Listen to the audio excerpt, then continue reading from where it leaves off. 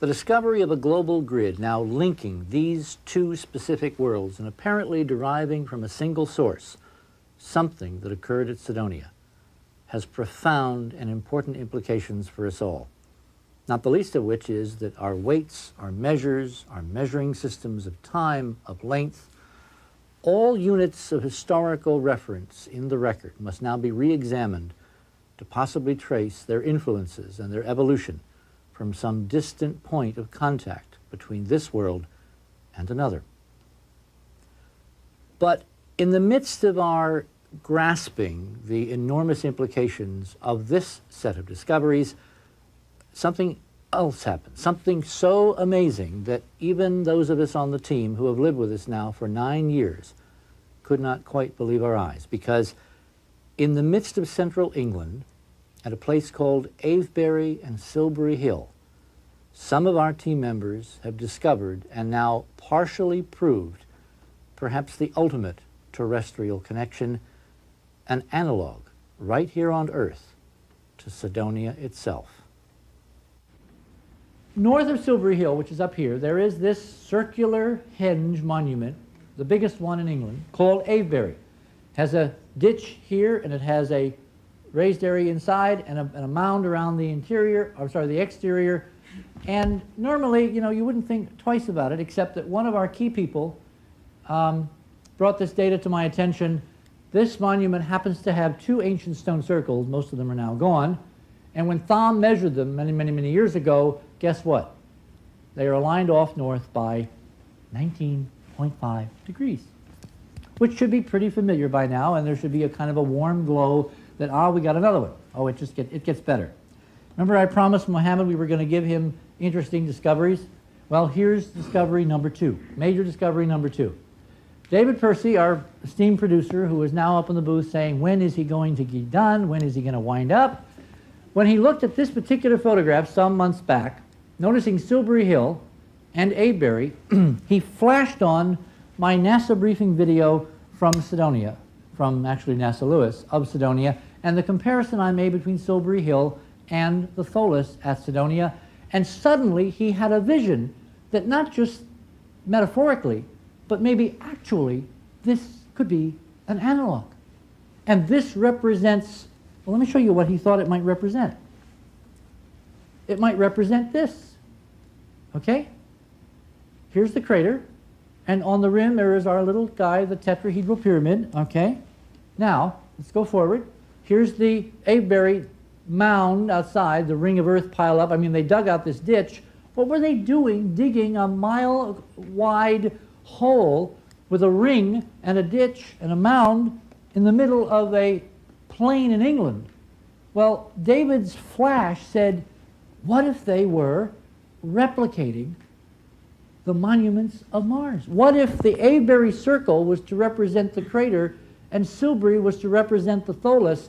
And he did an overlay. He went to the copy store and he did one of these transparent maps, got an Ordnance Survey map from the British Military Services, raised and lowered the size and scaling until he got an exact match, and lo and behold, this is what he got.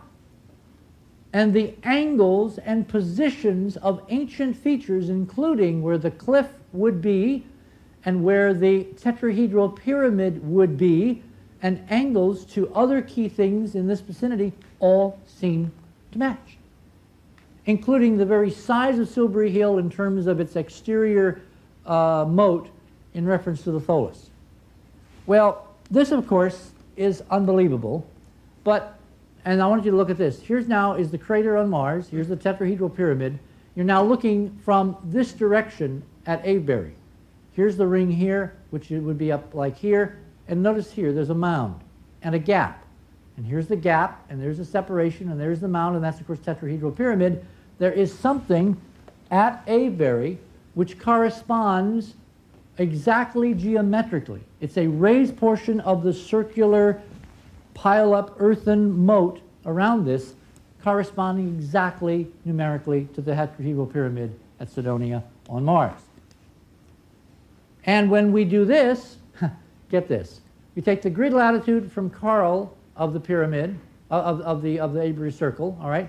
Grid longitude, We get its grid vector, and what does the grid vector turn out to be? It turns out to be, hold on to your hats, the average between really 2.71828288282 and the tetrahedral ratio E, the sphere tetrahedron ratio of 2.72069 to 1.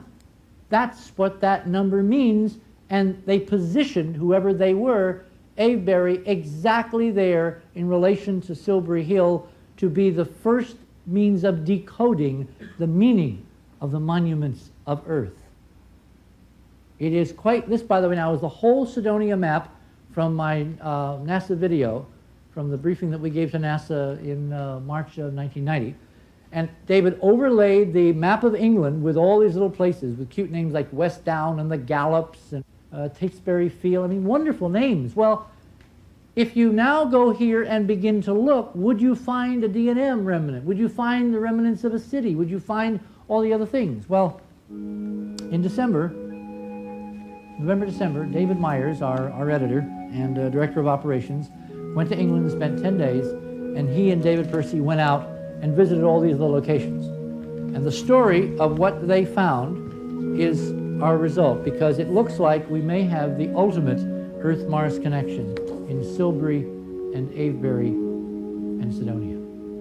It looks like we may have a Cydonia 2, point for point, grid line for grid line, and perhaps object for object right here on Earth. Now, in hindsight, if we have a global matrix saying there was contact, somebody knew something, and there was some connection at some point in our dim, dim past, does it not stand to reason that part of that memory emplacement of objects and the matrix would actually involve an actual scale model?